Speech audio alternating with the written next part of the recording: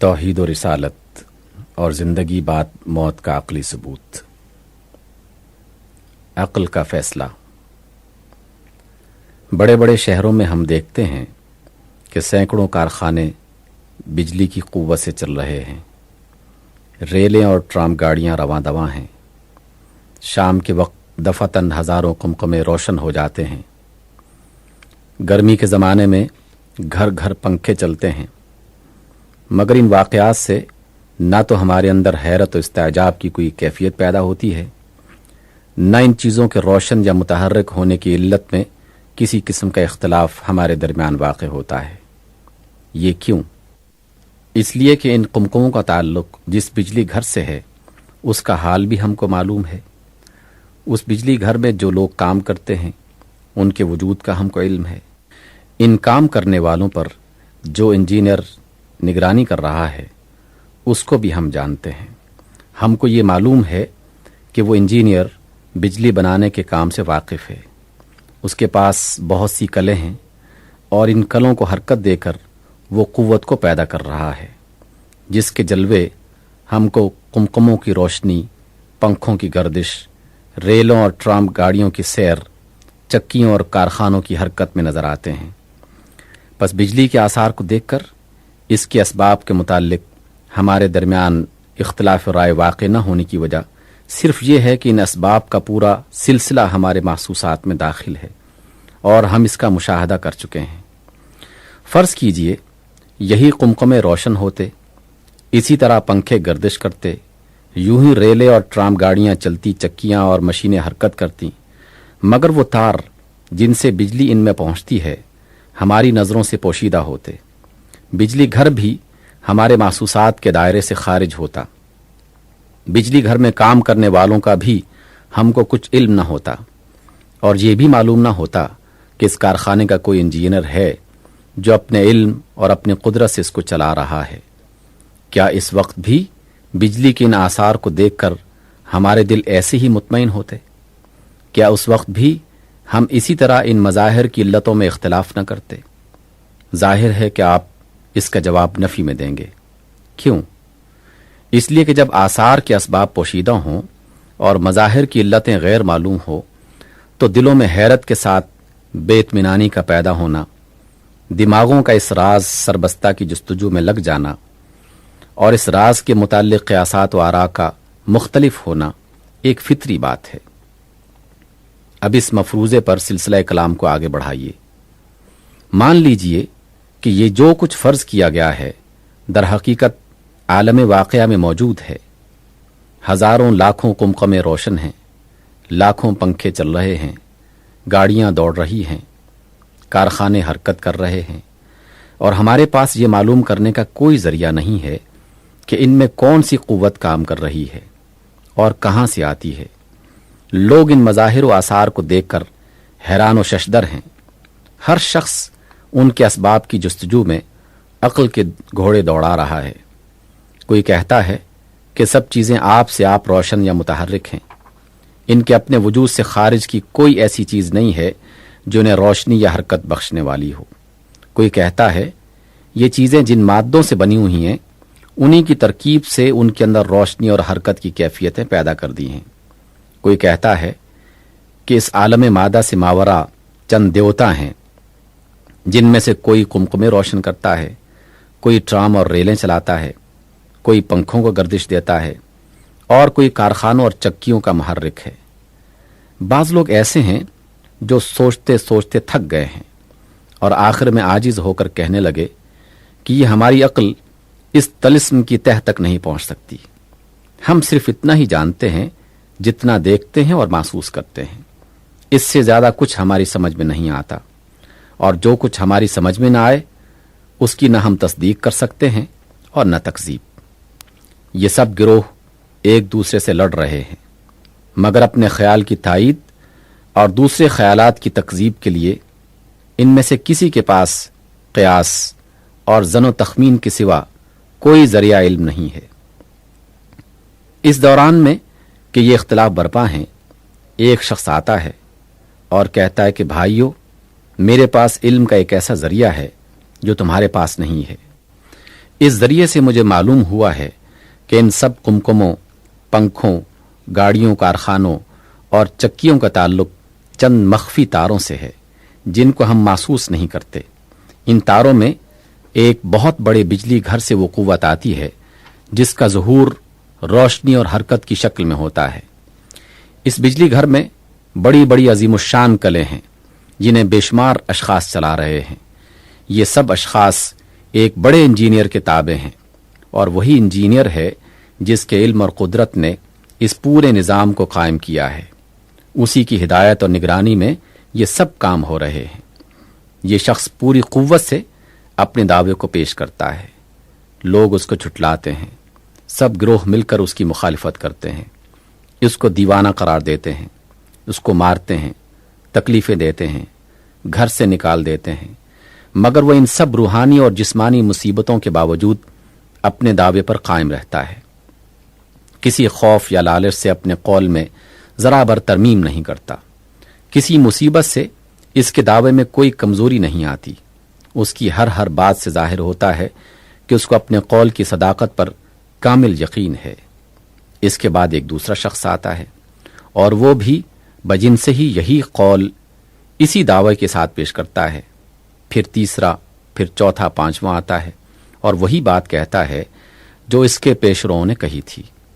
اس کے بعد آنے والوں کا ایک تانتا بن جاتا ہے، یہاں تک کہ ان کی تعداد سینکڑوں اور ہزاروں سے متجاوز ہو جاتی ہے، اور یہ سب اسی ایک قول کو اسی ایک دعوے کے ساتھ پیش کرتے ہیں۔ زمان و مکان اور حالات کے اختلافات کے باوجود ان کے قول میں کوئی اختلاف نہیں ہوتا۔ سب کہتے ہیں کہ ہمارے پاس علم کا ایک ایسا ذریعہ ہے جو عام لوگوں کے پاس نہیں ہے۔ سب کو دیوانہ قرار دیا جاتا ہے، ہر طرح کے ظلم و ستم کا نشانہ بنایا جاتا ہے، ہر طریقے سے انہیں مجبور کیا جاتا ہے کہ اپنے قول سے باز آ جائیں، مگر سب کے سب اپنی بات پر قائم رہتے ہیں، اور دنیا کی کوئی قوت ان کو اپنے مقام سے 1 انچ نہیں ہٹا سکتی۔ اس عزم و استقامت کے ساتھ ان لوگوں کی نمایاں خصوصیات یہ ہیں کہ ان میں سے کوئی جھوٹا، چور، خائن، بدکار، ظالم اور حرام خور نہیں ہے۔ ان کے دشمنوں اور مخالفوں کو بھی اس کا اعتراف ہے۔ ان سب کے اخلاق پاکیزہ ہیں، سیرتیں انتہا درجے کی نیک ہیں، اور حسن خلق میں یہ اپنے دوسرے ابنائے نو میں سے ممتاز ہیں۔ پھر ان کے اندر جنون کا بھی کوئی اثر نہیں پایا جاتا، بلکہ اس کے برعکس وہ تہذیب اخلاق، تزکیہ نفس اور دنیاوی معاملات کی اصلاح کے لیے ایسی ایسی تعلیمات پیش کرتے ہیں اور ایسے ایسے قوانین بناتے ہیں کہ جن کی مثل بنانا تو درکنار، بڑے بڑے علماء و عقلاء کو ان کی باریکیاں سمجھنے میں پوری عمریں صرف کر دینی پڑتی ہیں۔ ایک طرف وہ مختلف الخیال مکذبین ہیں اور دوسری طرف متحد الخیال مدعی۔ دونوں کا معاملہ عقل سلیم کی عدالت میں پیش ہوتا ہے۔ جج کی حیثیت سے عقل کا فرض ہے کہ پہلے اپنی پوزیشن کو خوب سمجھ لے، پھر فریقین کی پوزیشن کو سمجھے، اور دونوں کا موازنہ کرنے کے بعد فیصلہ کرے کہ کس کی بات قابل ترجیح ہے۔ جج کی اپنی پوزیشن یہ ہے کہ خود اس کے پاس امر واقعی کو معلوم کرنے کا کوئی ذریعہ نہیں ہے، وہ خود حقیقت کا علم نہیں رکھتا، اس کے سامنے صرف فریقین کے بیانات، ان کے دلائل، ان کے ذاتی حالات اور خارجی آثار و قرائن ہیں۔ انہی پر تحقیق کی نظر ڈال کر اسے فیصلہ کرنا ہے کہ کس کا برحق ہونا اغلب ہے، مگر اغلبیت سے بڑھ کر وہ بھی کوئی حکم نہیں لگا سکتا، کیونکہ مثل پر جو کچھ مواد ہے اس کی بنا پر یہ کہنا اس کے لیے یہ مشکل ہے کہ امر واقعی کیا ہے۔ وہ فریقین میں سے ایک کو ترجیح دے سکتا ہے، لیکن قطعیت اور یقین کے ساتھ کسی کی تصدیق یا تکذیب نہیں کر سکتا۔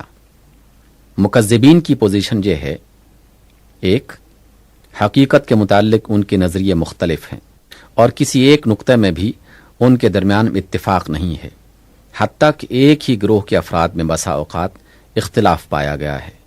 نمبر 2، وہ خود اقرار کرتے ہیں کہ ان کے پاس علم کا کوئی ایسا ذریعہ نہیں ہے جو دوسروں کے پاس نہ ہو۔ ان میں سے کوئی گروہ اس سے زیادہ کسی چیز کا مدعی نہیں ہے کہ ہمارے قیاسات دوسروں کے مقابلے میں زیادہ وزنی ہیں، مگر اپنے قیاسات کا قیاسات ہونا سب کو تسلیم ہے۔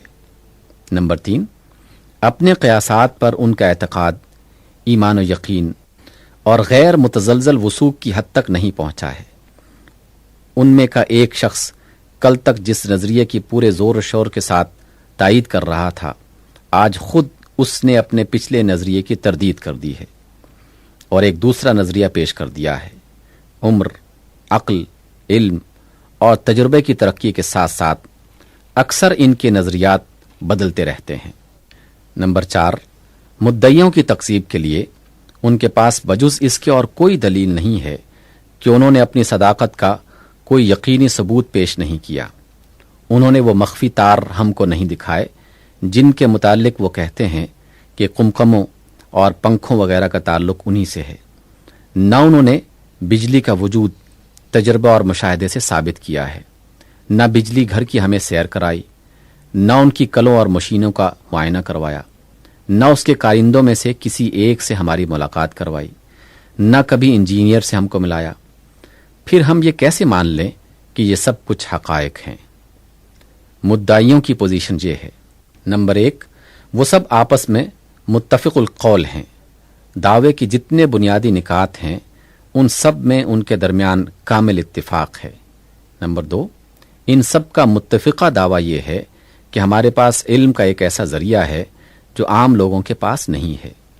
نمبر 3، ان میں سے کسی نے یہ نہیں کہا کہ ہم اپنے قیاس یا گمان کی بنا پر ایسا کہتے ہیں، بلکہ سب نے بالاتفاق کہا ہے کہ انجینئر سے ہمارے خاص تعلقات ہیں، اس کے کارندے ہمارے پاس آتے ہیں، اس نے اپنے کارخانے کی سیر بھی ہم کو کروائی ہے، اور ہم جو کچھ کہتے ہیں علم و یقین کی بنا پر کہتے ہیں، ظن و تخمین کی بنا پر نہیں کہتے۔ نمبر 4، ان میں ایک مثال بھی ایسی نہیں ملتی کہ کسی نے اپنے بیان میں ذرا برابر بھی تغیر و تبدل کیا ہو۔ ایک ہی بات ہے جو ان میں کا ہر شخص دعوے کے آغاز سے زندگی کی آخری سانس تک کہتا رہا ہے۔ نمبر 5، ان کی سیرتیں انتہا درجہ کی پاکیزہ ہیں، جھوٹ، فریب، مکاری، دغابازی کا کہیں شائبہ تک نہیں ہے، اور کوئی وجہ نظر نہیں آتی کہ کچھ لوگ زندگی کے تمام معاملات میں سچے اور کھرے ہوں اور وہ خاص اسی معاملہ میں بالاتفاق کوئی جھوٹ بولیں۔ نمبر 6، اس کا بھی کوئی ثبوت نہیں ہے کہ یہ دعوے پیش کرنے سے ان کے پیش نظر کوئی ذاتی فائدہ تھا، برعکس اس کے یہ ثابت ہے کہ ان میں سے اکثر و بیشتر نے اس دعوے کی خاطر سخت مصائب برداشت کیے ہیں، جسمانی تکلیفیں سہیں، قید کیے گئے، مارے اور پیٹے گئے، جلا وطن کیے گئے، بعض قتل کر دیے گئے، حتیٰ کہ بعض کو آرے سے چیر ڈالا گیا، اور چند کے سوا کسی کو بھی خوشحالی اور فارغ البالی کی زندگی میسر نہ ہوئی۔ لہذا کسی ذاتی غرض کا الزام ان پر نہیں لگایا جا سکتا، بلکہ ان کا ایسے حالات میں اپنے دعوے پر قائم رہنا یہ ظاہر کرتا ہے کہ ان کو اپنی صداقت پر انتہا درجہ کا یقین تھا، ایسا یقین کہ اپنی جان بچانے کے لیے بھی ان میں سے کوئی اپنے دعوے سے باز نہیں آیا۔ نمبر 7، ان کے متعلق مجنون یا فاطر العقل ہونے کا بھی کوئی ثبوت نہیں ہے۔ زندگی کے تمام معاملات میں وہ سب کے سب غایہ درجہ کے دانش مند اور سلیم العقل پائے گئے ہیں۔ ان کے مخالفین نے بھی اکثر ان کی دانش مندی کا لوہا مانا ہے۔ پھر یہ کیسے باور کیا جا سکتا ہے کہ ان سب کو اسی خاص معاملہ میں جنون لاحق ہو گیا تھا، اور وہ معاملہ بھی کیسا جو ان کے لیے زندگی اور موت کا سوال بن گیا ہو، جس کے لیے انہوں نے دنیا بھر کا مقابلہ کیا ہو، جس کی خاطر وہ سال ہا سال دنیا سے لڑتے رہے ہوں، جو ان کی ساری عاقلانہ تعلیمات کا، جن کے عاقلانہ ہونے کا بہت سے مکذبین کو بھی اعتراف ہے، اصل الاصول ہو۔ نمبر 8، انہوں نے خود بھی یہ نہیں کہا کہ ہم انجینئر یا اس کے کارندوں سے تمہاری ملاقات کروا سکتے ہیں، یا اس کا مخفی کارخانہ تمہیں دکھا سکتے ہیں، یا تجربہ اور مشاہدہ سے اپنے دعوے کو ثابت کر سکتے ہیں۔ وہ خود ان تمام امور کو غیب سے تعبیر کرتے ہیں اور کہتے ہیں کہ تم ہم پر اعتماد کرو اور جو کچھ ہم بتاتے ہیں اسے مان لو۔ فریقین کی پوزیشن اور ان کے بیانات پر غور کرنے کے بعد اب عقل کی عدالت اپنا فیصلہ صادر کرتی ہے۔ وہ کہتی ہے کہ چند مظاہر و آثار کو دیکھ کر ان کے باطنی اسباب و علل کی جستجو دونوں فریقوں نے کی ہے، اور ہر ایک نے اپنے اپنے نظریات پیش کیے ہیں۔ بادی النظر میں سب کے نظریات اس لحاظ سے یکساں ہیں کہ اولاً ان میں سے کسی میں استحالہ عقل نہیں ہے، یعنی قوانین عقلی کے لحاظ سے کسی نظریے کے متعلق یہ نہیں کہا جا سکتا کہ اس کا صحیح ہونا غیر ممکن ہے۔ ثانیاً ان میں سے کسی کی صحت تجربے یا مشاہدے سے ثابت نہیں کی جا سکتی۔ نہ فریق اول میں سے کوئی گروہ اپنے نظریات کا ایسا سائنٹیفک ثبوت دے سکتا ہے جو ہر شخص کو یقین کرنے پر مجبور کرے، اور نہ فریق ثانی اس پر قادر اور اس کا مدعی ہے۔ لیکن مزید غور و تحقیق کے بعد چند امور ایسے نظر آتے ہیں جن کی بنا پر تمام نظریات میں سے فریق ثانی کا نظریہ قابل ترجیح قرار پاتا ہے۔ اولاً کسی دوسرے نظریے کی تائید اتنے کثیر التعداد، عاقل، پاک سیرت، صادق القول آدمیوں نے متفق ہو کر اتنی قوت اور اتنے یقین و ایمان کے ساتھ نہیں کی ہے۔ ثانیاً ایسے پاکیزہ کریکٹر اور اتنے کثیر التعداد لوگوں کا مختلف زمانوں اور مختلف مقامات میں اس دعوے پر متفق ہو جانا کہ ان سب کے پاس ایک غیر معمولی ذریعہ علم ہے اور ان سب نے اس ذریعہ سے خارجی مظاہر کے باطنی اسباب کو معلوم کیا ہے، ہم کو اس دعوے کی تصدیق پر مائل کرتا ہے، خصوصاً اس وجہ سے کہ اپنی معلومات کے متعلق ان کے بیانات میں کوئی اختلاف نہیں ہے۔ جو معلومات انہوں نے بیان کی ہیں ان میں سے کوئی استحالہ عقلی بھی نہیں ہے، اور نہ ہی یہ بات قوانین عقلی کی بنا پر محال قرار دی جا سکتی ہیں کہ بعض انسانوں میں کچھ ایسی غیر معمولی قوتیں ہوں جو عام طور پر دوسرے انسانوں میں نہ پائی جاتی ہوں۔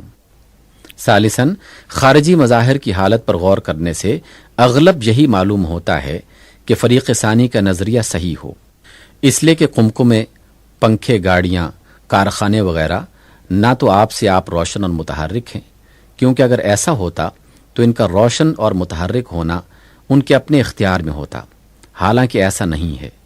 نہ ان کی روشنی و حرکت ان کے مادہ جسمی کی ترکیب کا نتیجہ ہے، کیونکہ جب وہ متحرک اور روشن نہیں ہوتے اس وقت بھی یہی ترکیب جسمی موجود رہتی ہے۔ نہ ان کا الگ الگ قوتوں کے زیر اثر ہونا صحیح معلوم ہوتا ہے، کیونکہ بسا اوقات جب قمقموں میں روشنی نہیں ہوتی تو پنکھے بھی بند ہو جاتے ہیں، ٹرام کاریں بھی موقوف ہو جاتی ہیں اور کارخانے بھی نہیں چلتے۔ لہٰذا خارجی مظاہر کی توجیہ میں فریق اول کی طرف سے جتنے نظریات پیش کیے گئے ہیں وہ سب بعید از عقل و قیاس ہیں۔ زیادہ صحیح یہی بات معلوم ہوتی ہے کہ ان تمام مظاہر میں کوئی ایک قوت کار فرما ہو اور اس کا سر رشتہ کسی ایسے حکیم و توانا کے ہاتھ میں ہو جو ایک مقررہ نظام کے تحت اس قوت کو مختلف مظاہر میں صرف کر رہا ہو۔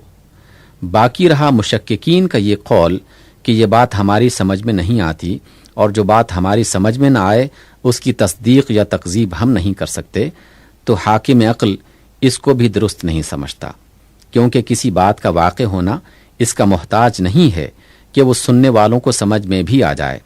اس کے وقوع کو تسلیم کرنے کے لیے معتبر اور متواتر شہادت کافی ہے۔ اگر ہم میں سے چند معتبر آدمی آ کر کہیں کہ ہم نے زمین مغرب میں آدمیوں کو لوہے کی گاڑیوں میں بیٹھ کر ہوا پر اڑتے دیکھا ہے، اور ہم اپنے کانوں سے لندن میں بیٹھ کر امریکہ کا گانا سنائے ہیں، تو ہم صرف یہ دیکھیں گے کہ یہ لوگ جھوٹے اور مسخرے تو نہیں ہیں۔ ایسا بیان کرنے میں ان کی ذاتی غرض تو نہیں ہے، ان کے دماغ میں کوئی فطور تو نہیں ہے۔ اگر ثابت ہو گیا کہ وہ نہ جھوٹے ہیں، نہ مسخرے، نہ دیوانے، اور نہ ان کا کوئی مفاد اس روایت سے وابستہ ہے، اور اگر ہم نے دیکھا کہ اس کو بلا اختلاف بہت سے سچے اور عقل مند لوگ پوری سنجیدگی کے ساتھ بیان کر رہے ہیں، تو ہم یقیناً اس کو تسلیم کر لیں گے کہ خواہ لوہے کی گاڑیوں کا ہوا پر اڑنا اور کسی محسوس واسطہ کے بغیر ایک جگہ کا گانا کئی ہزار میل کے فاصلے پر سنائی دینا کسی طرح بھی ہماری سمجھ میں نہ آتا ہو۔ یہ اس معاملے میں عقل کا فیصلہ ہے، مگر تصدیق و یقین کی کیفیت جس کا نام ایمان ہے اس سے پیدا نہیں ہوتی۔ اس کے لیے وجدان کی ضرورت ہے، اس کے لیے دل کے ٹھک جانے کی ضرورت ہے، اس کے لیے ضرورت ہے کہ اندر سے ایک آواز آئے جو تکذیب، شک اور تذبذب کی تمام کیفیتوں کا خاتمہ کر دے اور صاف کہہ دے کہ لوگوں کی قیاس آرائیاں باطل ہیں، سچ وہی ہے جو سچے لوگوں نے قیاس سے نہیں بلکہ علم و بصیرت سے بیان کیا ہے۔ نبوت محمدی کا عقلی ثبوت۔ تھوڑی دیر کے لیے جسمانی آنکھیں بند کر کے تصور کی آنکھیں کھول دیجئے اور 1400 برس پیچھے پلٹ کر دنیا کی حالت پر نظر ڈالیے۔ یہ کیسی دنیا تھی؟ انسان اور انسان کے درمیان تبادلہ خیالات کے وسائل کس قدر کم تھے، قوموں اور ملکوں کے درمیان تعلق کے ذرائع کتنے محدود تھے، انسان کی معلومات کس قدر کم تھیں، ان کے خیالات کس قدر تنگ تھے، اس پر وہم اور توحش کا کس قدر غلبہ تھا، جہالت کے اندھیرے میں علم کی روشنی کتنی دھندلی تھی اور اس اندھیرے کو دھکیل دھکیل کر کتنی دقتوں کے ساتھ پھیل رہی تھی۔ دنیا میں نہ تار تھا، نہ ٹیلی فون تھا، نہ ریڈیو تھا، نہ ریل اور ہوائی جہاز تھے، نہ مطابع اور اشاعت خانے تھے، نہ مدرسوں اور کالجوں کی کثرت تھی، نہ اخبارات اور رسائل شائع ہوتے تھے، نہ کتابیں کثرت سے لکھی جاتی تھی، نہ کثرت سے ان کی اشاعت ہوتی تھی۔ اس زمانے کے ایک عالم کی معلومات بھی بعض حیثیات سے موجودہ زمانے کے ایک عامی کی بنسبت کم تھیں۔ اس زمانے کی اونچی سوسائٹی کا آدمی بھی موجودہ زمانے کے ایک مزدور کی بنسبت کم شائستہ تھا۔ اس زمانے کا ایک نہایت روشن خیال آدمی بھی آج کل کی تاریخ خیال آدمی سے زیادہ تاریخ خیال تھا۔ جو باتیں آج ہر کس و ناکس کو معلوم ہیں، وہ زمانے میں برسوں کی محنت اور تلاش و تحقیق کے بعد بھی بمشکل معلوم ہو سکتی تھی۔ جو معلومات آج روشنی کی طرح فضا میں پھیلی ہوئی ہیں اور ہر بچے کو ہوش سنبھالتے ہی حاصل ہو جاتی ہیں، ان کے لیے اس زمانے میں سینکڑوں میل کے سفر کیے جاتے تھے اور عمریں ان کی جستجو میں بیت جاتی تھیں۔ جن باتوں کو آج اوہام و خرافات سمجھا جاتا ہے، وہ اس زمانے کے حقائق تھے۔ جن افعال کو آج ناشائستہ اور وحشیانہ کہا جاتا ہے، وہ اس زمانے کے عام معمولات تھے۔ جن طریقوں سے آج انسان کا ضمیر نفرت کرتا ہے، وہ زمانے کے اخلاقیات میں نہ صرف جائز تھے، بلکہ کوئی شخص یہ خیال بھی نہیں کر سکتا تھا کہ ان کے خلاف بھی کوئی طریقہ ہو سکتا ہے۔ انسان کی عجائب پرستی اس قدر بڑی ہوئی تھی کہ وہ کسی چیز میں اس وقت تک کوئی صداقت، کوئی بزرگی، کوئی پاکیزگی تسلیم ہی نہیں کر سکتا تھا جب تک وہ فوق الفطرت نہ ہو، خلاف عادت نہ ہو، غیر معمولی نہ ہو۔ حتیٰ کہ انسان اپنے آپ کو خود اس قدر ذلیل سمجھتا تھا کہ کسی انسان کا خدا رسیدہ ہونا اور کسی خدا رسیدہ ہستی کا انسان ہونا اس کے تصور کی رسائی سے بہت دور تھا۔ اس تاریک دور میں زمین کا ایک گوشہ ایسا تھا جہاں تاریکی کا تسلط اور بھی زیادہ بڑا ہوا تھا۔ جو ممالک اس زمانے کے معیار تمدن کے لحاظ سے متمدن تھے، ان کے درمیان عرب کا ملک سب سے الگ تھلگ پڑا ہوا تھا، اور اس کے ارد گرد ایران، روم اور مصر کے ملکوں میں علوم و فنون اور تہذیب و شائستگی کی کچھ روشنی پائی جاتی تھی، مگر ریت کے بڑے بڑے سمندروں نے عرب کو اس سے جدا کر رکھا تھا۔ عرب سوداگر اونٹوں پر مہینوں کی راہ طے کر کے ان ملکوں میں تجارت کے لیے جاتے اور صرف اموال کا مبادلہ کر کے واپس آ جاتے۔ علم و تہذیب کی کوئی روشنی ان کے ساتھ نہ آتی تھی۔ ان کے ملک میں نہ کوئی مدرسہ تھا، نہ کتب خانہ تھا، نہ لوگوں میں تعلیم کا چرچا تھا، نہ علوم و فنون سے کوئی دلچسپی تھی۔ تمام ملک میں گنتی کے چند آدمی تھے جنہیں کچھ لکھنا پڑھنا آتا تھا، مگر وہ بھی اتنا نہیں کہ اس زمانے کے علوم و فنون سے آشنا ہوتے۔ ان کے پاس ایک اعلیٰ درجہ کی باقاعدہ زبان ضرور تھی، جن میں بلند خیالات کو ادا کرنے کی غیر معمولی صلاحیت تھی۔ ان میں بہترین ادبی مذاق بھی موجود تھا، مگر ان کے لٹریچر کے جو کچھ باقیات ہم تک پہنچے ہیں، ان کو دیکھنے سے معلوم ہوتا ہے کہ ان کی معلومات کس قدر محدود تھی، تہذیب و تمدن میں ان کا درجہ کس قدر پست تھا، ان پر اوہام کا کس قدر غلبہ تھا، ان کے خیالات اور ان کی عادات میں کتنی جہالت اور وحشت تھی، ان کے اخلاقی تصورات کتنے بھدے تھے۔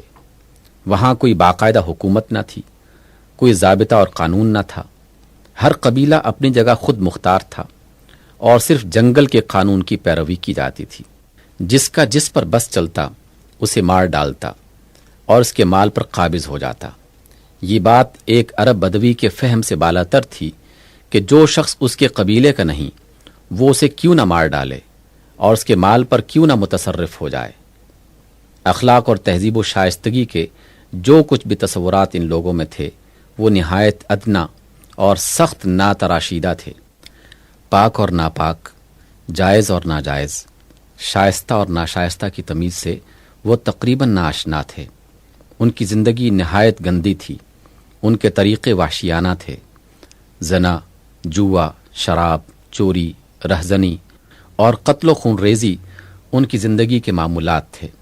وہ ایک دوسرے کے سامنے بے تکلف برہنہ ہو جاتے۔ ان کی عورتیں تک ننگی ہو کر کعبہ کا طواف کرتی تھیں۔ وہ اپنی لڑکیوں کو اپنے ہاتھ سے زندہ دفن کر دیتے تھے، محض اس جاہلانہ خیال کی بنا پر کہ کوئی ان کا داماد نہ بنے۔ وہ اپنے باپوں کے مرنے کے بعد اپنی سوتیلی ماؤں سے نکاح کر لیتے۔ انہیں کھانے اور لباس اور طہارت کے معمولی آداب تک معلوم نہ تھے۔ مذہب کے باب میں وہ ان تمام جہالتوں اور ضلالتوں کے حصے دار تھے جس میں اس زمانے کی تمام دنیا مبتلا تھی۔ بت پرستی، ارواح پرستی، کواکب پرستی، غرض ایک خدا کی پرستش کے سوا اس وقت دنیا میں جتنی پرستیاں پائی جاتی تھیں وہ سب ان میں رائج تھیں۔ انبیاء قدیم اور ان کی تعلیمات کے متعلق کوئی صحیح علم ان کے پاس نہ تھا۔ وہ اتنا ضرور جانتے تھے کہ ابراہیم علیہ السلام اور اسماعیل علیہ السلام ان کے باپ ہیں، مگر یہ نہ جانتے تھے کہ ان دونوں باپ بیٹوں کا دین کیا تھا، وہ کس کی عبادت کرتے تھے۔ عاد اور سمود کے قصے بھی ان میں مشہور تھے، مگر ان کی جو روایتیں عرب کے مورخین نے نقل کی ہیں ان کو پڑھ جائیے، کہیں آپ کو صالح علیہ السلام اور ہود علیہ السلام کی تعلیمات کا نشان تک نہ ملے گا۔ ان کو یہودیوں اور عیسائیوں کے واسطے سے انبیاء بنی اسرائیل کی کہانیاں بھی پہنچی تھیں، مگر وہ جیسی کچھ تھیں ان کا اندازہ کرنے کے لیے صرف ایک نظر ان اسرائیلی روایات پر ڈال لینا کافی ہے جو مفسرین اسلام نے نقل کی ہیں۔ آپ کو معلوم ہو جائے گا کہ اہل عرب اور خود بنی اسرائیل جن انبیاء سے واقف تھے وہ کیسے انسان تھے، اور نبوت کے متعلق ان لوگوں کا تصور کس قدر گھٹیا درجے کا تھا۔ ایسے زمانے میں، ایسے ملک میں ایک شخص پیدا ہوتا ہے، بچپن ہی میں ماں باپ اور دادا کا سایہ اس کے سر سے اٹھ جاتا ہے۔ اس لیے اس گئی گزری حالت میں ایک عرب بچے کو جو تھوڑی بہت تربیت مل سکتی تھی وہ بھی اس کو نہیں ملتی۔ ہوش سنبھالتا ہے تو بدوی لڑکوں کے ساتھ بکریاں چرانے لگتا ہے، جوان ہوتا ہے تو سوداگری میں لگ جاتا ہے۔ اٹھنا بیٹھنا، ملنا جلنا سب کچھ انہی عربوں کے ساتھ ہے جن کا حال آپ نے دیکھ لیا۔ تعلیم کا نام تک نہیں، حتیٰ کہ پڑھنا لکھنا تک نہیں آتا۔ کسی عالم کی صحبت میسر نہ ہوئی کہ عالم کا وجود اس وقت تمام عرب میں کہیں تھا ہی نہیں۔ چند مرتبہ اسے عرب سے باہر قدم نکالنے کا اتفاق ضرور ہوا، مگر یہ سفر صرف شام کے علاقے تک تھا، اور ویسے ہی تجارتی سفر تھے جیسے اس زمانے میں عرب کے تجارتی قافلے کیا کرتے تھے۔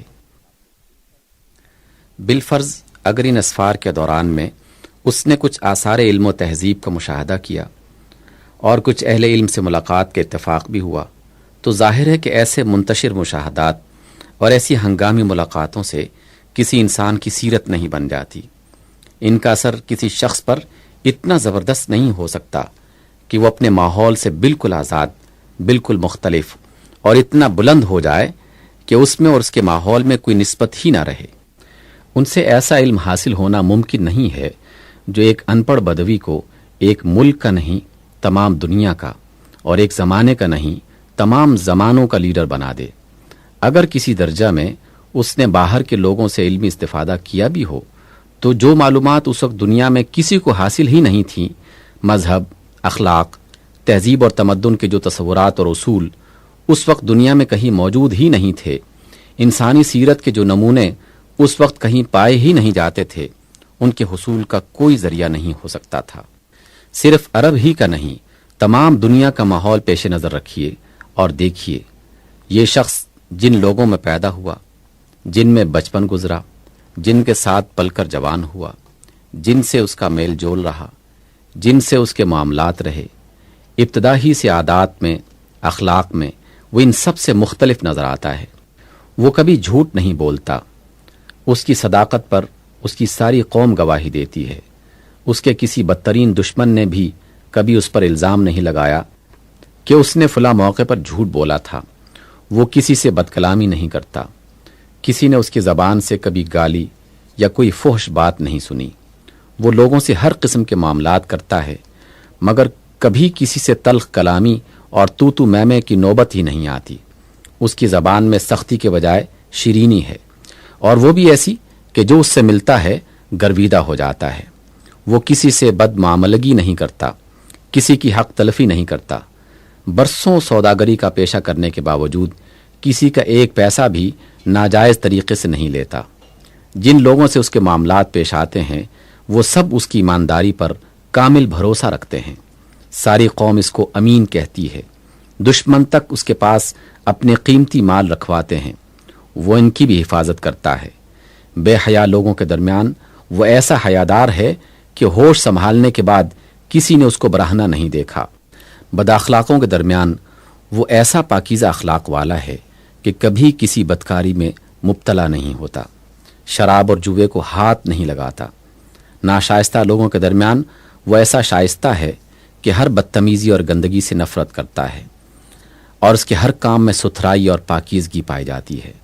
سنگ دلوں کے درمیان وہ ایسا نرم دل ہے کہ ہر ایک کے دکھ درد میں شریک ہوتا ہے، یتیموں اور بیواؤں کی مدد کرتا ہے، مسافروں کی میزبانی کرتا ہے، کسی کو اس سے دکھ نہیں پہنچتا، وہ دوسروں کی خاطر دکھ اٹھاتا ہے۔ وحشیوں کے درمیان وہ ایسا صلح پسند ہے کہ اپنی قوم میں فساد اور خون ریزی کی گرم بازاری دیکھ کر اس کو اذیت ہوتی ہے۔ وہ اپنے قبیلے کی لڑائیوں سے دامن بچاتا ہے اور مصالحت کی کوشش میں پیش رہتا ہے۔ بت پرستوں کے درمیان وہ ایسا سلیم الفطرت اور صحیح العقل ہے کہ زمین و آسمان میں کوئی چیز اسے پوجنے کے لائق نظر نہیں آتی، کسی مخلوق کے آگے اس کا سر نہیں جھکتا، بتوں کے چڑھاوے کا کھانا بھی وہ قبول نہیں کرتا۔ اس کا دل خود بخود شرک اور مخلوق پرستی سے نفرت کرتا ہے۔ اس ماحول میں یہ شخص ایسا ممتاز نظر آتا ہے جیسے گھٹا ٹوپ اندھیرے میں ایک شمع روشن ہے، یا پتھروں کے ڈھیر میں ایک ہیرا چمک رہا ہے۔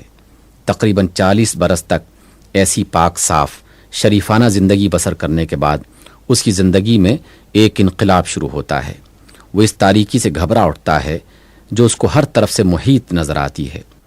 وہ جہالت، بد اخلاقی، بد کرداری، بد نظمی، شرک اور بت پرستی کے اس ہولناک سمندر سے نکل جانا چاہتا ہے جو اس کو گھیرے ہوئے تھا۔ اس ماحول میں کوئی چیز بھی اس کو اپنی طبیعت کے مناسب نظر نہیں آتی۔ وہ سب سے الگ ہو کر آبادی سے دور پہاڑوں کی صحبت میں جا بیٹھنے لگتا ہے۔ تنہائی اور سکون کے عالم میں کئی کے دن گزارتا ہے، روزے رکھ کر اپنی روح اور اپنے دل و دماغ کو اور زیادہ پاک صاف کرتا ہے، سوچتا ہے، غور و فکر کرتا ہے، کوئی ایسی روشنی ڈھونڈتا ہے جس سے وہ اس چاروں طرف چھائی ہوئی تاریکی کو دور کر دے، ایسی طاقت حاصل کرنا چاہتا ہے جس سے اس بگڑی ہوئی دنیا کو توڑ پھوڑ کر پھر سے سنوار دے۔ یکایک اس کی حالت میں ایک عظیم الشان تغیر رونما ہوتا ہے۔ ایک دم سے اس کے دل میں وہ روشنی آ جاتی ہے جو پہلے اس میں نہ تھی۔ اچانک اس کے اندر وہ طاقت بھر جاتی ہے جس سے وہ اس وقت تک خالی تھا۔ وہ غار کی تنہائی سے نکل آتا ہے، اپنی قوم کے پاس آتا ہے، اس سے کہتا ہے کہ یہ بت جن کے آگے تم جھکتے ہو یہ سب بے حقیقت چیزیں ہیں، انہیں چھوڑ دو۔ کوئی انسان، کوئی درخت، کوئی پتھر، کوئی روح، کوئی سیارہ اس قابل نہیں کہ تم اس کے آگے سر جھکاؤ۔ اس کی بندگی و عبادت کرو اور اس کی فرما برداری اور اطاعت کرو۔ یہ زمین، یہ چاند، یہ سورج، یہ ستارے، یہ زمین اور آسمان کی ساری چیزیں ایک خدا کی مخلوق ہیں، وہی تمہارا اور ان سب کا پیدا کرنے والا ہے۔ اسی کی بندگی کرو، اسی کا حکم مانو اور اسی کے آگے سر جھکاؤ۔ یہ چوری، یہ لوٹ مار، یہ قتل و غارت، یہ ظلم و ستم، یہ بدکاریاں جو تم کرتے ہو سب گناہ ہیں، انہیں چھوڑ دو، خدا انہیں پسند نہیں کرتا۔ سچ بولو، انصاف کرو، نہ کسی کی جان لو، نہ کسی کا مال چھینو۔ جو کچھ لو حق کے ساتھ لو، اور جو کچھ دو حق کے ساتھ دو۔ تم سب انسان ہو اور انسان سب برابر ہیں، نہ کوئی ذلت کا داغ لے کر پیدا ہوا اور نہ کوئی عزت کا تمغہ لے کر دنیا میں آیا۔ بزرگی اور شرف نسل اور نسب میں نہیں، صرف خدا پرستی اور نیکی اور پاکیزگی میں ہے۔ جو خدا سے ڈرتا ہے اور نیک اور پاک ہے وہی اعلیٰ درجہ کے انسان ہے، اور جو ایسا نہیں وہ کچھ نہیں۔ مرنے کے بعد تم سب کو اپنے خدا کے پاس حاضر ہونا ہے۔ تم میں سے ہر شخص اپنے اعمال کے لیے خدا کے سامنے جواب دہ ہے، اس خدا کے سامنے جو سب کچھ دیکھتا جانتا ہے۔ تم کوئی چیز اس سے نہیں چھپا سکتے۔ تمہاری زندگی کا کارنامہ اس کے سامنے بے کم و کاست پیش ہوگا۔ وہ اسی کارنامے کے لحاظ سے وہ تمہارے انجام کا فیصلہ کرے گا۔ اس عادل حقیقی کے ہاں نہ کوئی سفارش کام آئے گی، نہ رشوت چلے گی، نہ کسی کا نسب پوچھا جائے گا۔ وہاں صرف ایمان اور نیک عمل کی پوچھ ہوگی۔ جس کے پاس یہ سامان ہوگا وہ جنت میں جائے گا، اور جس کے پاس ان میں سے کچھ بھی نہ ہوگا وہ نامراد اور دوزخ میں ڈالا جائے گا۔ یہ تھا وہ پیغام جسے لے کر وہ غار سے نکلا۔ جاہل قوم اس کی دشمن ہو جاتی ہے، گالیاں دیتی ہے، پتھر مارتی ہے۔ ایک دن 2 دن نہیں، اکٹھے 13 برس تک اس پر سخت سے سخت ظلم توڑتی ہے، یہاں تک کہ اسے وطن سے نکال باہر کرتی ہے۔ پھر نکالنے پر بھی دم نہیں لیتی۔ جہاں وہ جا کر پناہ لیتا ہے وہاں بھی اسے ہر طرح ستاتی ہے۔ تمام عرب کو اس کے خلاف ابھار دیتی ہے، اور کامل 8 برس اس کے خلاف برسر پیکار رہتی ہے۔ وہ ان سب تکلیفوں کو سہتا ہے مگر اپنی بات سے نہیں ٹلتا۔ یہ قوم اس کی دشمن کیوں ہوئی؟ کیا زر اور زمین کا کوئی جھگڑا تھا؟ کیا خون کا کوئی دعوت تھا؟ کیا وہ ان سے دنیا کی کوئی چیز مانگ رہا تھا؟ نہیں، ساری دشمنی صرف اسی بات پر تھی کہ وہ ایک خدا کی بندگی اور پرہیزگاری اور نیکوکاری کی تعلیم کیوں دیتا ہے، بت پرستی اور شرک اور بدعملی کے خلاف تبلیغ کیوں کرتا ہے، پجاریوں اور پروہتوں کی پیشوائی پر کیوں ضرب لگاتا ہے، سرداروں کی سرداری کا طلسم کیوں توڑتا ہے، انسان اور انسان کے درمیان سے اونچ نیچ کا فرق کیوں مٹانا چاہتا ہے، قبائلی اور نسلی تعصبات کو جاہلیت کیوں قرار دیتا ہے، زمانے قدیم سے سوسائٹی کا جو نظام بندھا چلا آ رہا ہے اسے کیوں توڑنا چاہتا ہے۔ قوم کہتی تھی کہ یہ سب باتیں جو تو کہہ رہا ہے یہ سب خاندانی روایات اور قومی طریقے کے خلاف ہیں، تو ان کو چھوڑ دے ورنہ ہم تیرا جینا مشکل کر دیں گے۔ اچھا، تو اس شخص نے یہ تکلیفیں کیوں اٹھائیں؟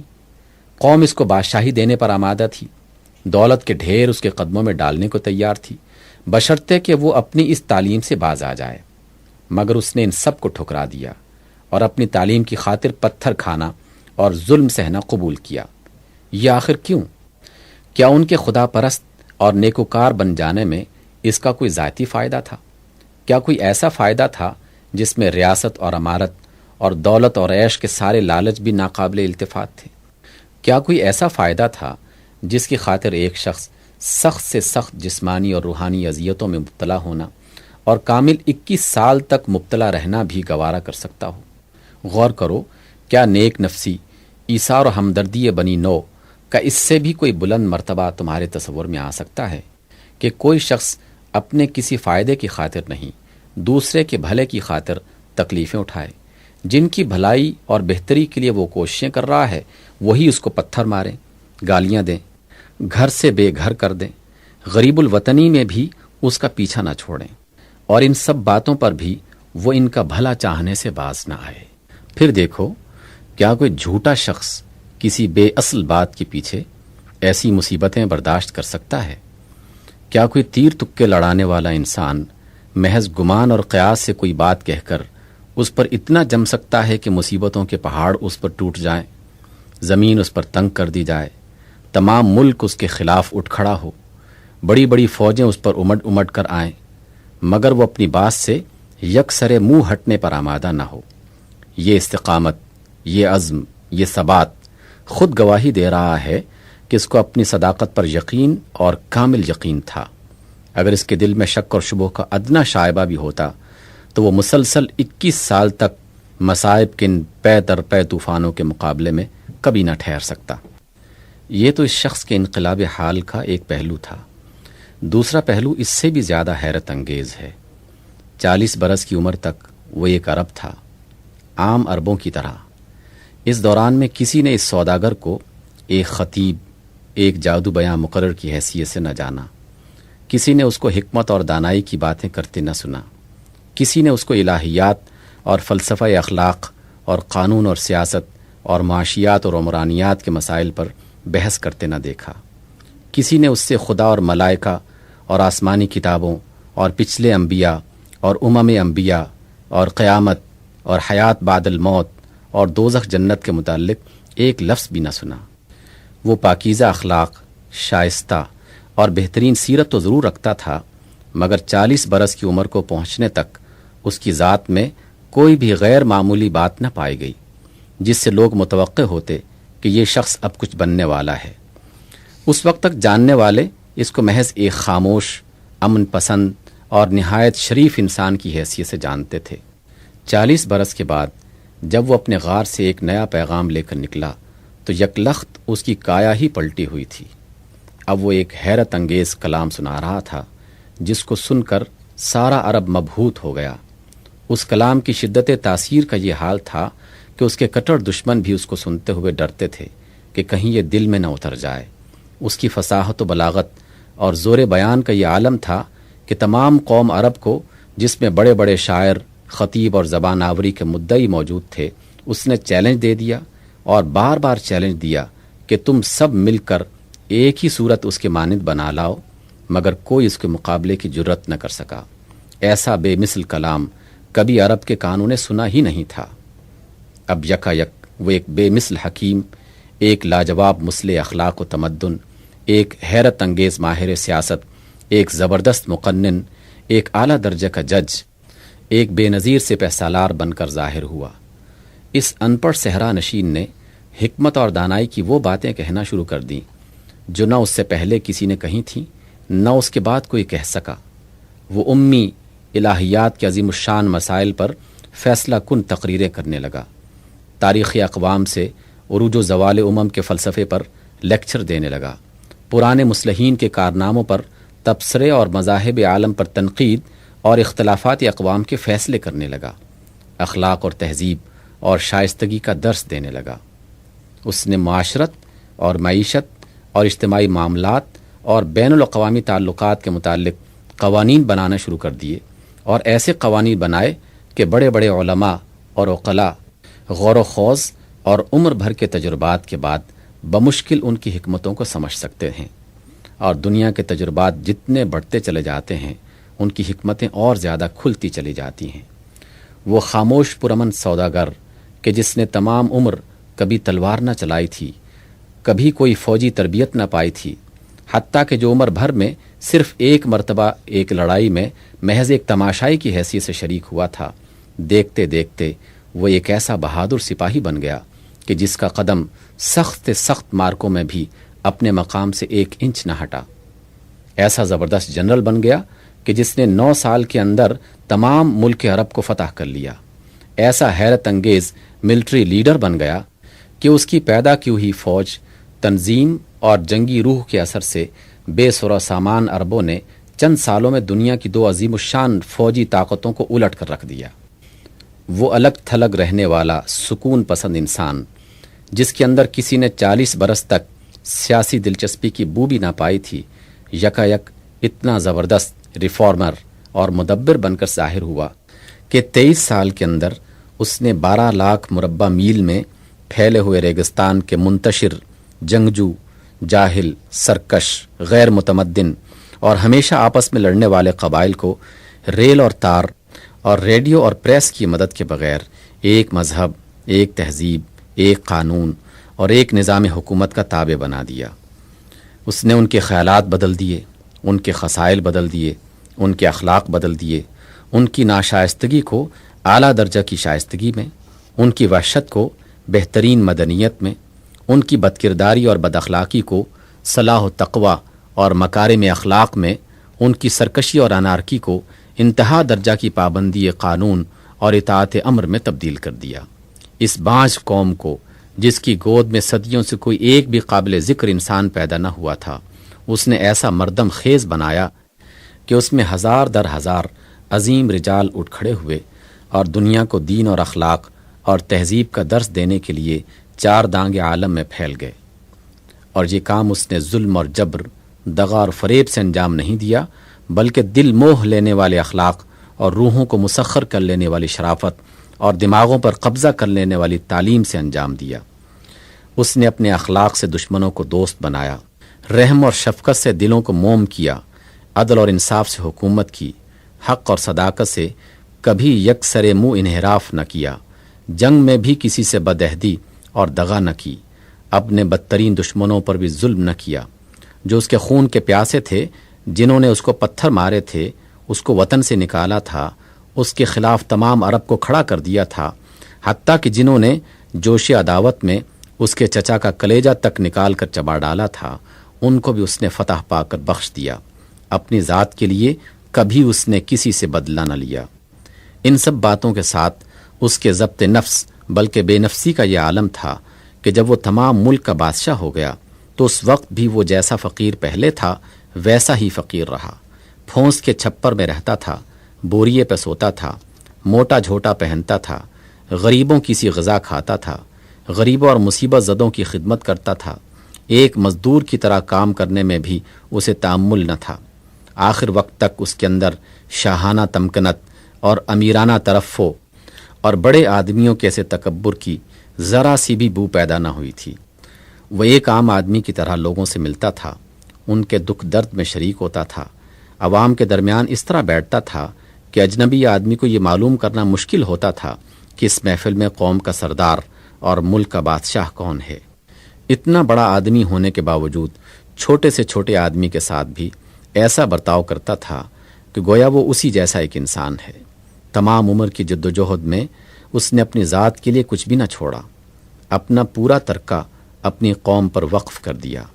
اپنے پیرووں پر اس نے اپنے یا اپنی اولاد کے لیے کچھ بھی حقوق قائم نہ کیے، حتیٰ کہ اپنی اولاد کو زکوٰۃ لینے کے حق سے بھی محروم کر دیا، محض اس خوف سے کہ کہیں آگے چل کر اس کے پیرو اس کی اولاد ہی کو ساری زکوٰۃ نہ دینے لگ جائیں۔ ابھی اس عظیم الشان آدمی کے کمالات کی فہرست ختم نہیں ہوئی۔ اس کے مرتبے کا صحیح اندازہ کرنے کے لیے آپ کو تاریخ عالم میں بحیثیت مجموعی ایک نظر ڈالنی چاہیے۔ آپ دیکھیں گے کہ صحرائے عرب کا یہ ان پڑھ بادیہ نشین جو 1400 برس پہلے ایک تاریک دور میں پیدا ہوا تھا، دراصل دور جدید کا بانی اور تمام دنیا کا لیڈر ہے۔ وہ نہ صرف ان کا لیڈر ہے جو اسے لیڈر مانتے ہیں، بلکہ ان کا بھی لیڈر ہے جو اسے نہیں مانتے۔ ان کو اس امر کا احساس تک نہیں کہ جس کے خلاف وہ زبان کھولتے ہیں اس کی رہنمائی کس طرح ان کے خیالات میں، ان کے اصول حیات اور قوانین عمل میں اور ان کے عصر جدید کی روح میں پیوست ہو گئی ہے۔ یہی شخص ہے جس نے دنیا کے تصورات کا رخ وہمیت اور عجائب پرستی اور رہبانیت کی طرف سے ہٹا کر عقلیت اور حقیقت پسندی اور متقیانہ دنیا داری کی طرف پھیر دیا۔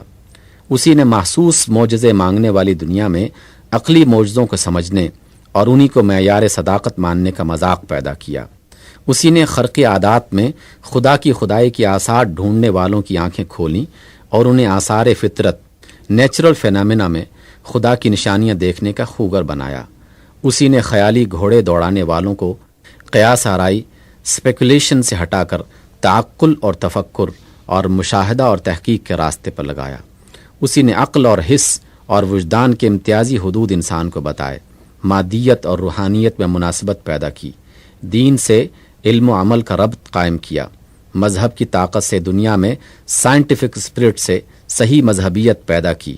اسی نے شرک اور مخلوق پرستی کی بنیادوں کو اکھاڑا اور علم کی طاقت سے توحید کا اعتقاد ایسی مضبوطی کے ساتھ قائم کیا کہ مشرکوں اور بت پرستوں کے مذہب بھی وحدانیت کا رنگ اختیار کرنے پر مجبور ہو گئے۔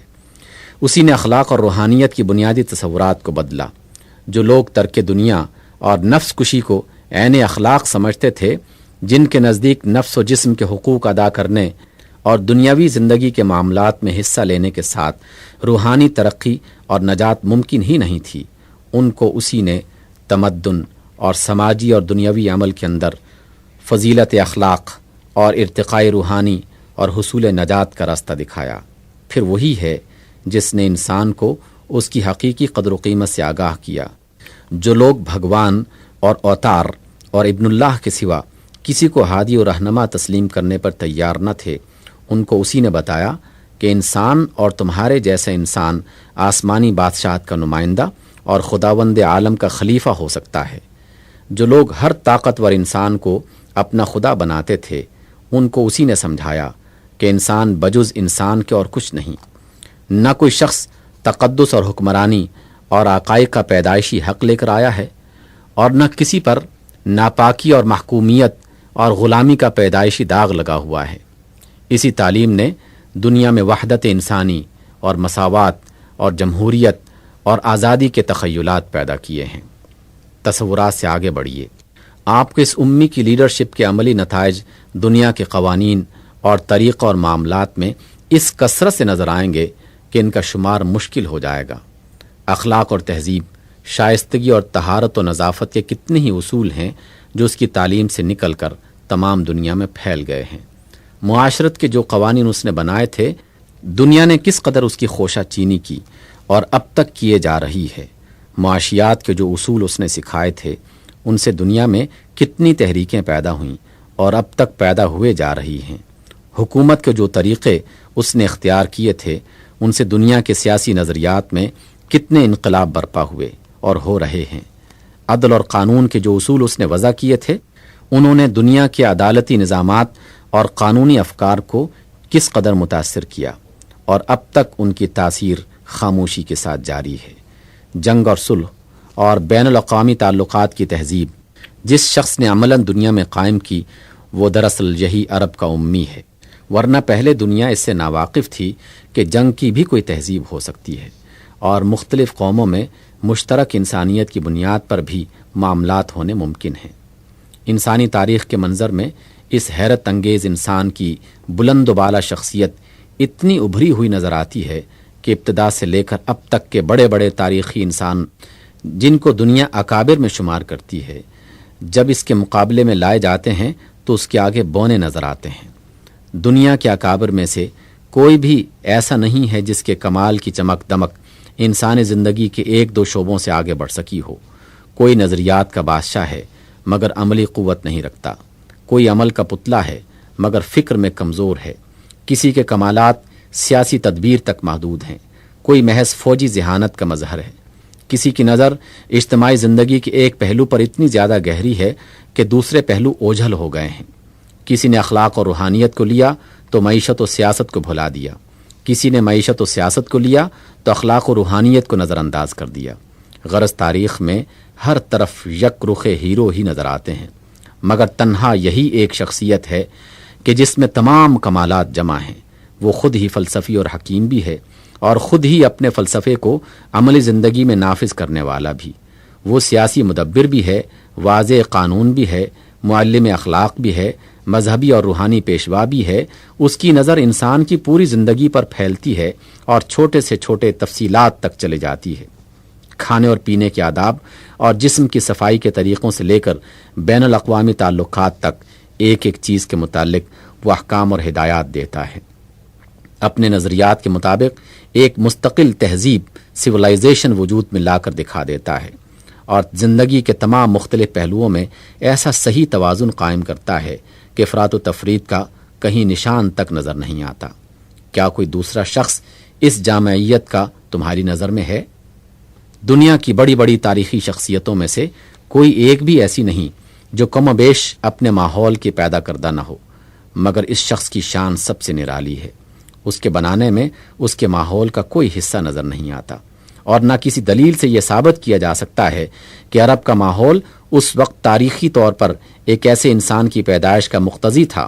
بہت کھینچ تان کر تم جو کچھ بھی کر سکتے ہو وہ اس سے زیادہ کچھ نہ ہوگا کہ تاریخی اسباب عرب میں ایک ایسے لیڈر کے ظہور کا تقاضا کرتے تھے جو قبائلی انتشار کو مٹا کر ایک قوم بناتا اور ممالک کو فتح کر کے عربوں کی معاشی فلاح و بہبود کا سامان کرتا، یعنی ایک نیشنلسٹ لیڈر جو اس وقت کی تمام عربی خصوصیات کا حامل ہوتا، ظلم، بے رحمی، خون ریزی اور مکر و دغا، غرض ہر ممکن تدبیر سے اپنی قوم کو خوشحال بناتا اور ایک سلطنت پیدا کر کے اپنے پسماندوں کے لیے چھوڑ دیتا۔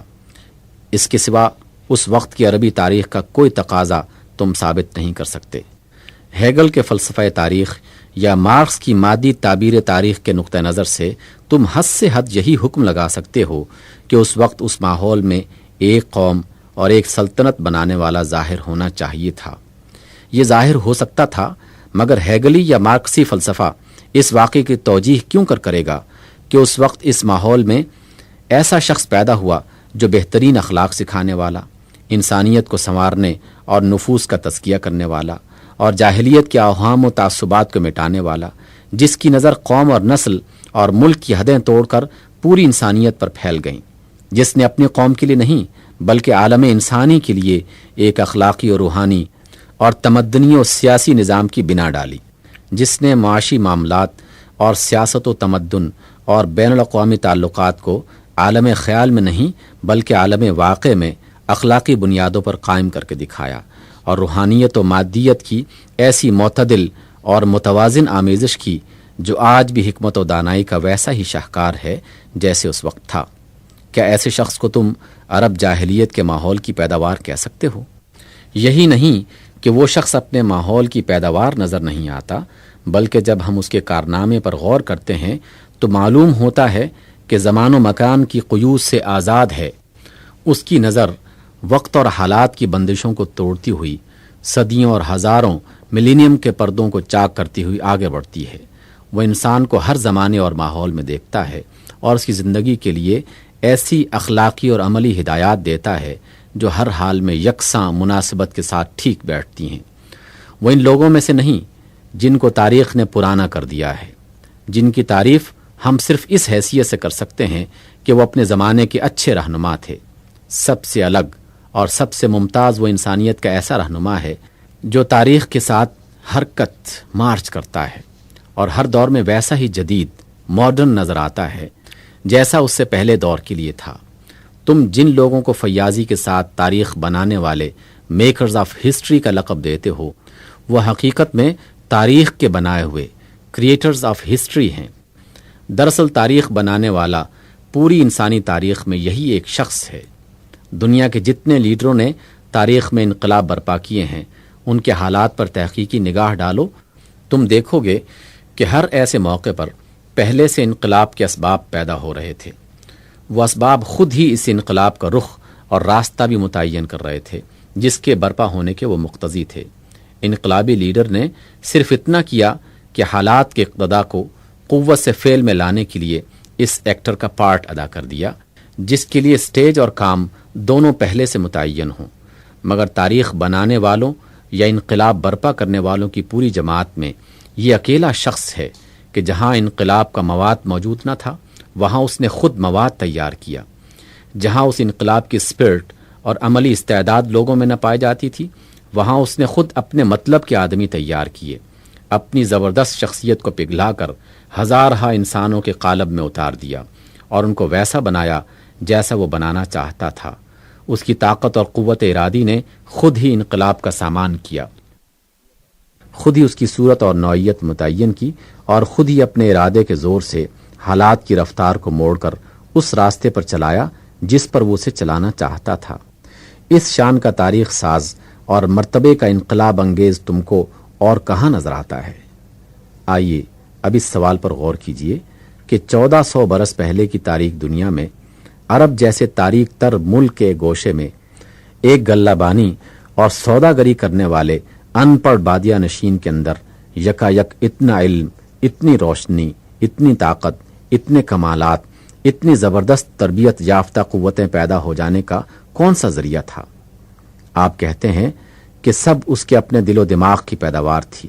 میں کہتا ہوں کہ اگر یہ اسی کے دل و دماغ کی پیداوار تھی تو اس کو خدائی کا دعویٰ کرنا چاہیے تھا، اور اگر وہ ایسا دعویٰ کرتا تو وہ دنیا کے جس نے رام کو خدا بنا ڈالا، جس نے کرشن کو بھگوان قرار دینے میں تعامل نہ کیا، جس نے بدھ کو خود بخود معبود بنا لیا، جس نے مسیح علیہ السلام کو آپ اپنی مرضی سے ابن اللہ مان لیا، جس نے آگ اور پانی اور ہوا تک کو پوج ڈالا، وہ ایسے زبردست باکمال شخص کو خدا مان لینے میں کبھی انکار نہ کرتی۔ مگر دیکھو وہ خود کیا کہہ رہا ہے، وہ اپنے کمالات میں سے ایک کا کریڈٹ بھی خود نہیں لیتا، کہتا ہے کہ میں ایک انسان ہوں، تم ہی جیسا انسان، میرے پاس کچھ بھی اپنا نہیں، سب کچھ خدا کا ہے اور خدا ہی کی طرف سے ہے۔ یہ کلام جس کی نظیر لانے سے تمام نوع انسانی عاجز ہے، میرا کلام نہیں ہے، میرے دماغ کی قابلیت کا نتیجہ نہیں ہے، لفظ بلفظ خدا کی طرف سے میرے پاس آیا ہے اور اس کی تعریف خدا ہی کے لیے ہے۔ یہ کارنامے جو میں نے دکھائے، یہ قوانین جو میں نے وضع کیے، یہ اصول جو میں نے تمہیں سکھائے، ان میں سے کوئی چیز بھی میں نے خود نہیں گھڑی، میں کچھ بھی اپنی ذاتی قابلیت سے پیش کرنے پر قادر نہیں ہوں، ہر چیز میں خدا کی رہنمائی کا محتاج ہوں، ادھر سے جو اشارہ ہوتا ہے وہی کرتا ہوں اور وہی کہتا ہوں۔ دیکھو یہ کیسی حیرت انگیز صداقت ہے، کیسی امانت اور راست بازی ہے۔ جھوٹا انسان تو بڑا بننے کے لیے دوسروں کے ایسے کمالات کا کریڈٹ بھی لے لینے میں تأمل نہیں کرتا جن کے اصل ماخذ کا پتہ بآسانی چل جاتا ہے، لیکن یہ شخص ان کمالات کو بھی اپنی طرف منسوب نہیں کرتا جن کو اگر وہ اپنے کمالات کہتا تو کوئی اس کو جھٹلا نہ سکتا تھا، کیونکہ کسی کے پاس ان کے اصل ماخذ تک پہنچنے کا کوئی ذریعہ ہی نہیں۔ سچائی کی اس سے زیادہ کھلی ہوئی دلیل اور کیا ہو سکتی ہے کہ اس شخص سے زیادہ سچا اور کون ہوگا کہ جس کو ایک نہایت مخفی ذریعے سے ایسے بے نظیر کمالات حاصل ہوں اور وہ بلا تکلف اپنے اصلی ماخذ کا حوالہ دے دے۔ بتاؤ کیا وجہ ہے کہ ہم اس کی تصدیق نہ کریں؟ زندگی بعد موت۔ موت کے بعد کوئی دوسری زندگی ہے یا نہیں، اور ہے تو کیسی ہے؟ یہ سوال حقیقت میں ہمارے علم کی رسائی سے دور ہے۔ ہمارے پاس وہ آنکھیں نہیں جن سے ہم موت کی سرحد کے اس پار جھانک کر دیکھ سکیں کہ وہاں کیا ہے اور کیا نہیں ہے۔ ہمارے پاس وہ کان نہیں جن سے ہم ادھر کی کوئی آواز سن سکیں۔ ہم کوئی ایسا آلہ بھی نہیں رکھتے جس کے ذریعے سے تحقیق کے ساتھ معلوم کیا جا سکے کہ ادھر کچھ ہے یا کچھ نہیں ہے۔ لہٰذا جہاں تک سائنس کا تعلق ہے، یہ سوال اس کے دائرے سے قطعی خارج ہے۔ جو شخص سائنس کا نام لے کر کہتا ہے کہ موت کے بعد کوئی زندگی نہیں ہے، وہ بالکل ایک غیر سائنٹیفک بات کہتا ہے۔ سائنس کی روح سے نہ تو یہ کہا جا سکتا ہے کہ کوئی زندگی ہے اور نہ یہ کہ کوئی زندگی نہیں ہے۔ جب تک ہم کوئی یقینی ذریعہ علم نہیں پاتے، کم از کم اس وقت تک تو صحیح سائنٹیفک رویہ یہی ہو سکتا ہے کہ ہم زندگی بعد موت کا انکار کریں، نہ اقرار۔ مگر کیا عملی زندگی میں ہم اس سائنٹیفک رویے کو نبھا سکتے ہیں؟ شاید نہیں، بلکہ یقیناً نہیں۔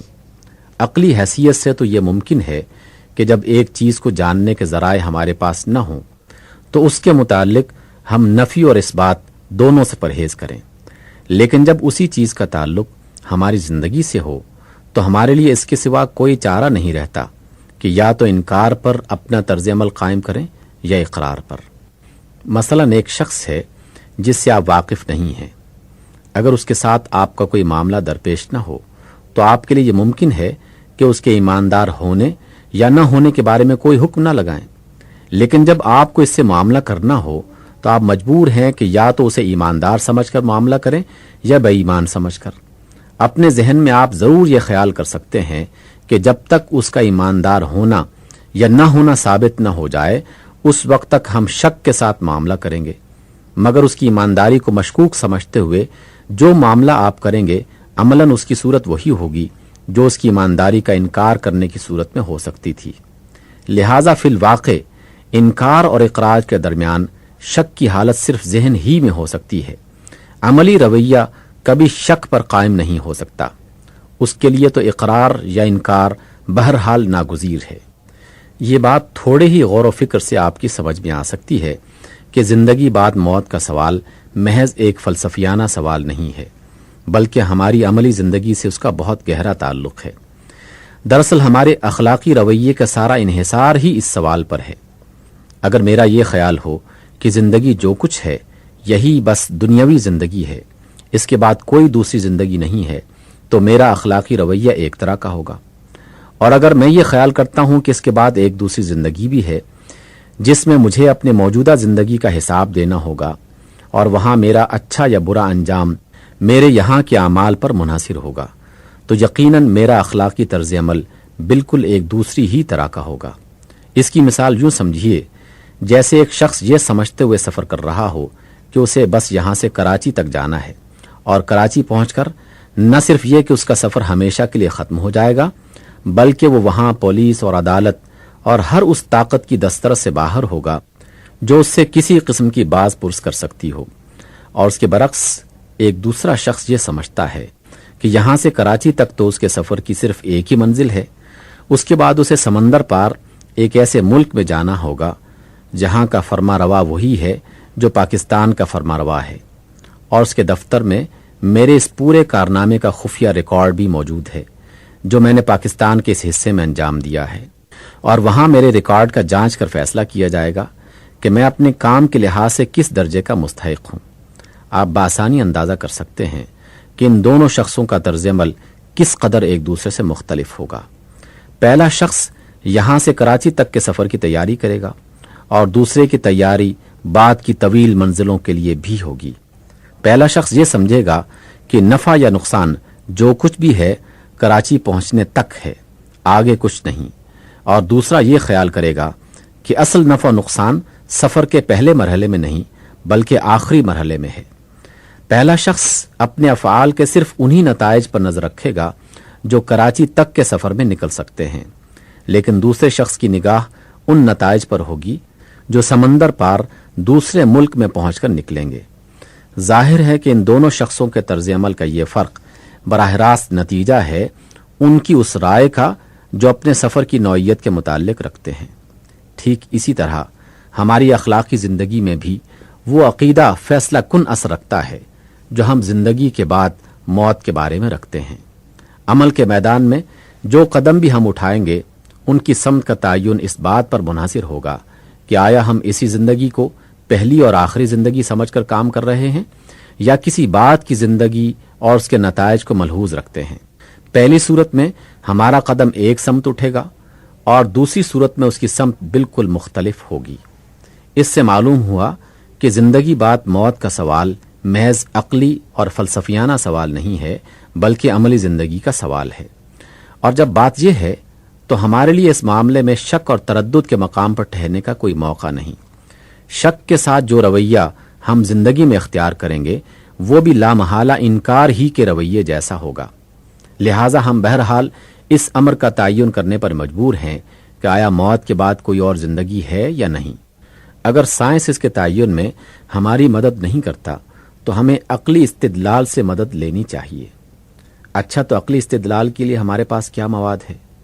ہمارے سامنے ایک تو خود انسان ہے اور دوسرے یہ نظام کائنات۔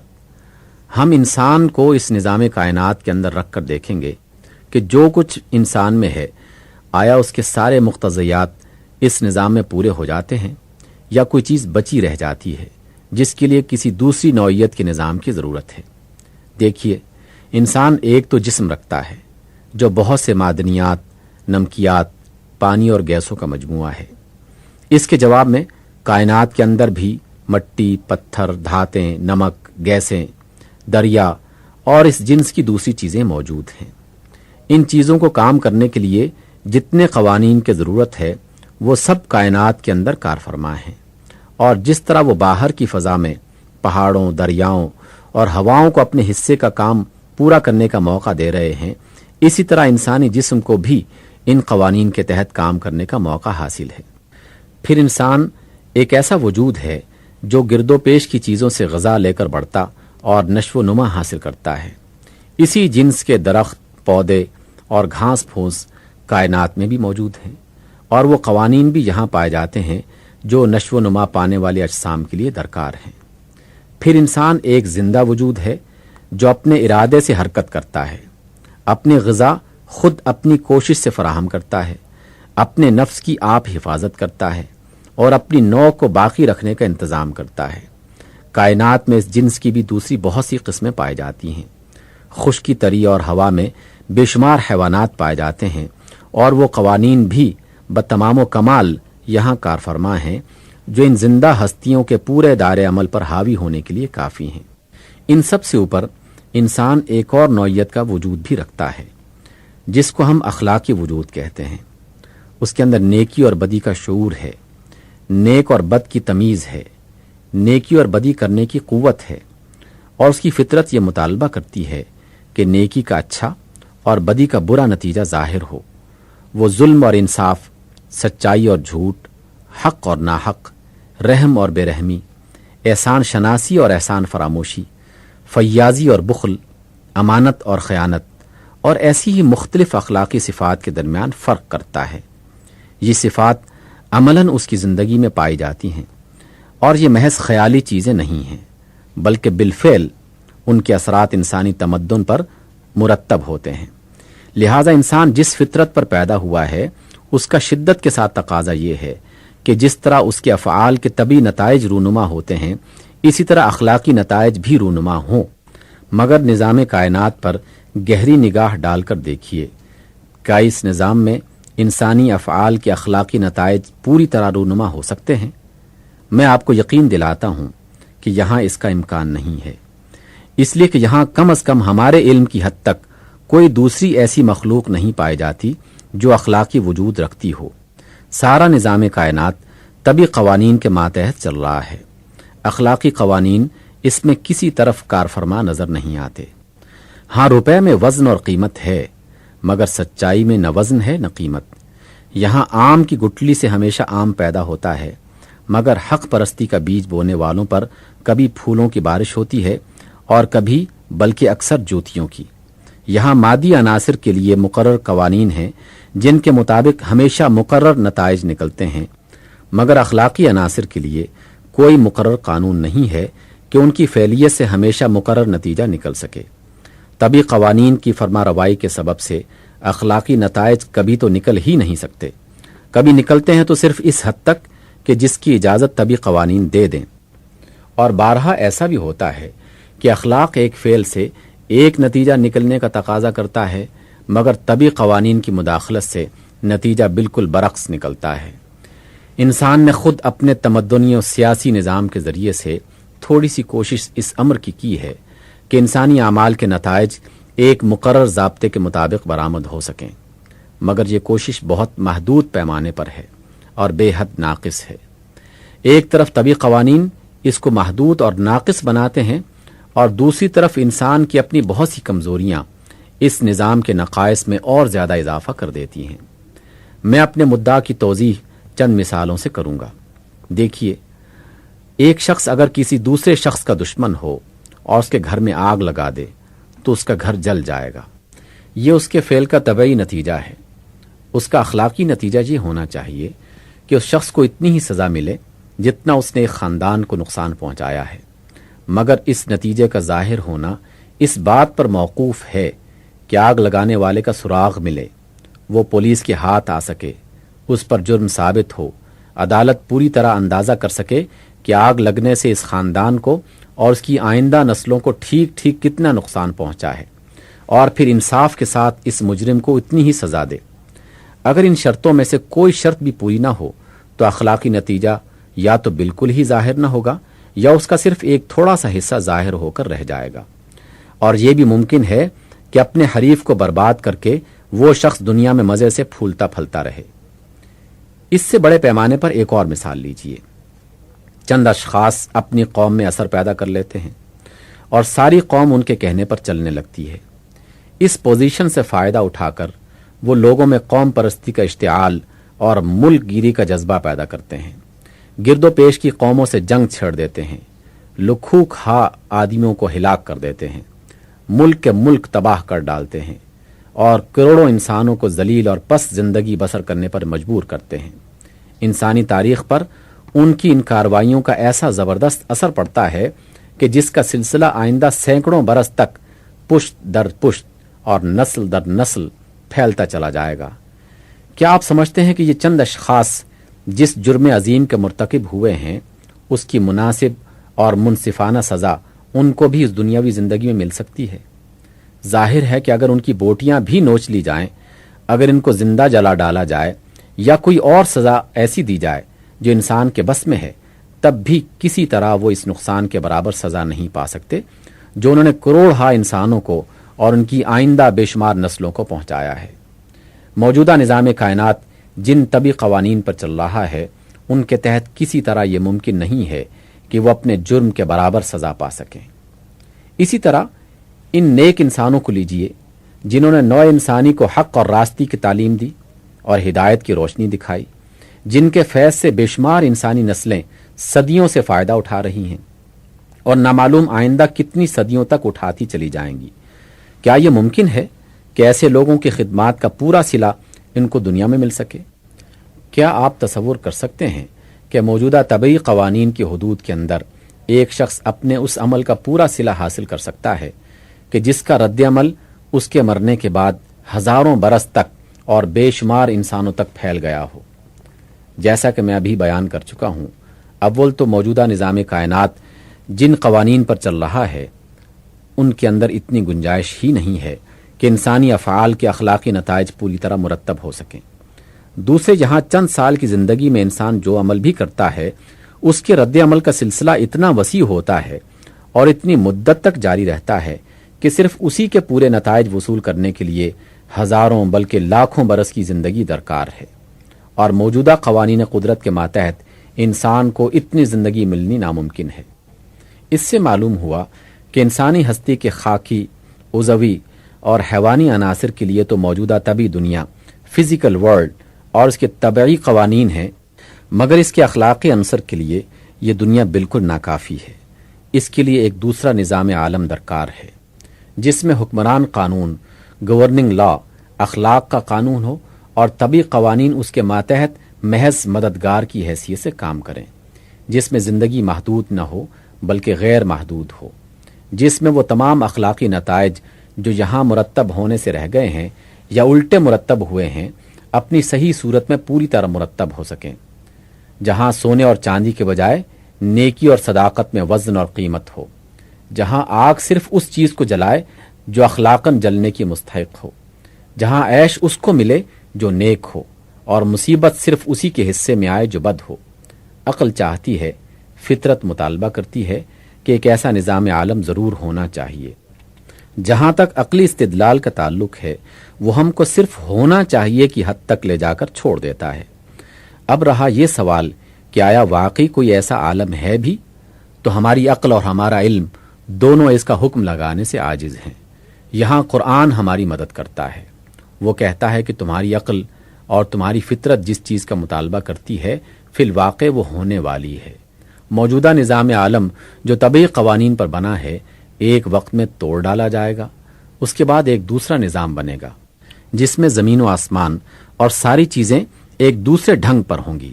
پھر اللہ تعالیٰ تمام انسانوں کو جو ابتدائی آفرینش سے قیامت تک پیدا ہوئے تھے دوبارہ پیدا کر دے گا اور بیک وقت ان سب کو اپنے سامنے جمع کرے گا۔ وہاں ایک ایک شخص کا، ایک ایک قوم کا اور پوری انسانیت کا ریکارڈ ہر غلطی اور ہر فروغ گزاشت کے بغیر محفوظ ہوگا۔ ہر شخص کے ایک ایک عمل کا جتنا رد عمل دنیا میں ہوا ہے اس کی پوری رودات موجود ہوگی۔ وہ تمام نسلیں گواہوں کے کٹہرے میں حاضر ہوں گی جو اس رد عمل سے متاثر ہوئیں۔ ایک ایک ذرہ جس پر انسان کے اقوال اور افعال کے نقوش ثبوت ہوئے تھے اپنی داستان سنائے گا۔ خود انسان کے ہاتھ اور پاؤں اور آنکھ اور زبان اور تمام اعضاء شہادت دیں گے کہ ان سے اس نے کس طرح کا کام لیا۔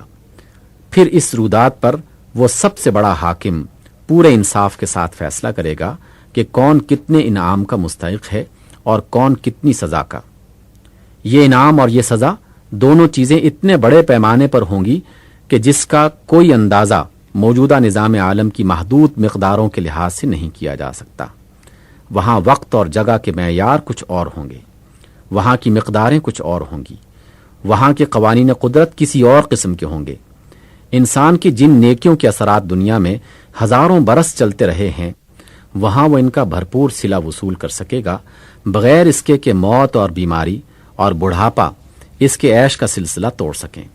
اور اسی طرح انسان کی جن برائیوں کے اثرات دنیا میں ہزارہا برس تک اور بے شمار انسانوں تک پھیلتے رہے ہیں وہ ان کی پوری سزا بھگتے گا بغیر اس کے کہ موت اور بے ہوشی آ کر اسے تکلیف سے بچا سکے۔ ایسی ایک زندگی اور ایسے ایک عالم کو جو لوگ ناممکن سمجھتے ہیں مجھے ان کے ذہن کی تنگی پر ترس آتا ہے۔